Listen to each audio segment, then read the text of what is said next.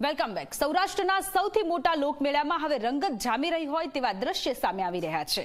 આખરે લોકમેળાના બીજા દિવસે 34 પૈકી 29 જેટલી રાઇડ્સને તંત્ર દ્વારા મંજૂરી આપવામાં આવી હોવાનું સામે આવ્યું છે। રાજકોટ શહેર પોલીસ દ્વારા યાંત્રિક રાઇડ બાબતેની મંજૂરી આપવામાં આવતા મેળાના માણીગરોએ મન ભરીને યાંત્રિક રાઇડ્સની મજા તેમજ લોકમેળાની મજા માણી હતી। મેળામાં યાંત્રિક રાઇડ વગર જ અત્યાર સુધીમાં 2 લાખથી પણ વધુ લોકોએ લોકમેળાની મુલાકાત લીધી હોવાનું સામે આવ્યું છે।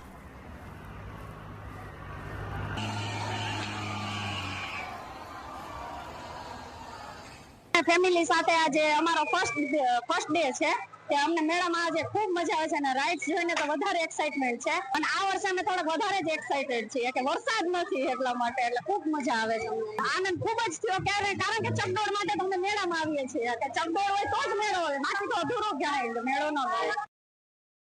રાજકોટનો મેળો ખૂબ જ પ્રચલિત હોય છે અને આપણને એવું લાગે કે પ્રાઇવેટ મેળામાં જઈએ પણ લોકમેળાની રીતે ખૂબ જ બેના પોઝિટિવ પોઈન્ટ્સ છે।